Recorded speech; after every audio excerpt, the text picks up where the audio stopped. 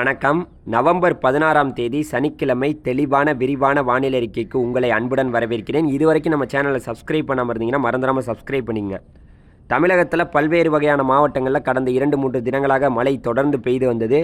இந்த மழை படிப்படியாக குறைய போது, குறைந்தாலும் கூட இந்த மாத இறுதியில் நவம்பர் இறுதியில் ஒரு புயல் உருவாக போகுதுங்கிற ஒரு செய்தியை சொல்லிக்கிறேன். அந்த புயலுக்கு ஃபெங்கால் அப்படிங்கிற ஒரு பெயர் வைக்கப்பட போகுது. அதாவது இந்த மாத இறுதியில் ஒரு புயல் உருவாகலாம். அது பார்த்திங்கன்னா காற்றழுத்த தாழ்வு மண்டலம் வரைக்கும் உருவாகலாம்.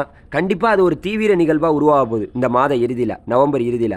அது எங்கே நகரப்போகுது, அதனால் எங்கே மழை கிடைக்க போகுது அப்படிங்கிற செய்தியை மட்டும்தான் இந்த வீடியோவில் நம்ம தெளிவாக பார்க்க போகிறோம். நீங்கள் இது வரைக்கும் நம்மளுடைய வாட்ஸ்அப் சேனலில் ஜாயின் பண்ணாமல் இருந்தீங்கன்னா ஜாயின் பண்ணிக்கோங்க. கீழே அது டிஸ்கிரிப்ஷனில் அந்த லிங்க் இருக்குது, அதில் ஜாயின் பண்ணிக்கலாம். ஜாயின் பண்ணிக்கிட்டிங்கன்னா நீங்கள் தினம்தோறும் வானிலை செய்திகளை உடனுக்குடன் தெரிஞ்சுக்கலாம்.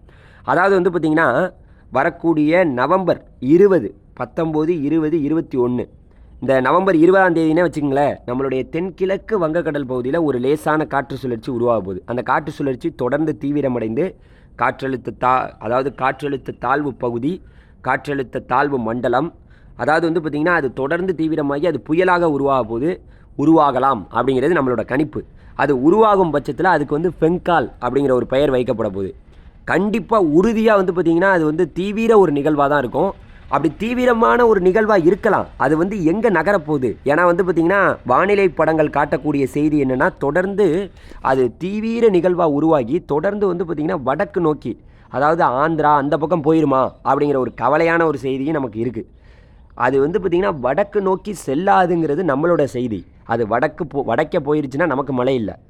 போன வாட்டி பார்த்திங்கன்னா சென்னைக்கு வருதுன்னு சொன்னாங்க. ஆனால் அது வடக்கு நோக்கி சென்று ஆந்திராவுக்கு போச்சு.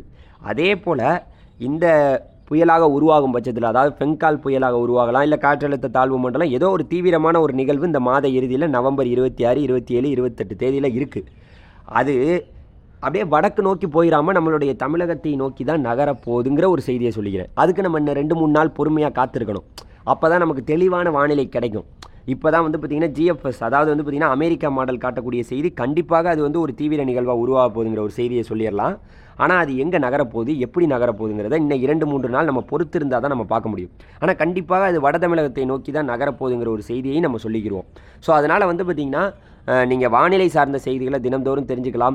இந்த மாத இறுதியில் வடகிழக்கு பருவமழை எந்தெந்த மாவட்டத்திலாம் குறைவாக பொழிந்திருக்கிறதோ, அதாவது நிறைய மாவட்டத்தில் மழையே இல்லை, அது மறுபடியும் பூர்த்தி செய்யக்கூடிய மழையாக இந்த 3வது சுற்று, இது வரைக்கும் நம்ம தமிழகத்தில் வடகிழக்கு பருவமழை 2024 2 சுற்று மழை முடிந்திருக்கிறது. இது 3வது சுற்று மழையாக கண்டிப்பாக இருக்கும். நவம்பர் இறுதியில் இருக்கும். தொடர்ந்து சப்ஸ்கிரைப் பண்ணி வச்சுக்கோங்க. வானிலை சார்ந்த செய்திகளை தினம்தோறும் நீங்கள் தெரிஞ்சுக்கலாம். நன்றி.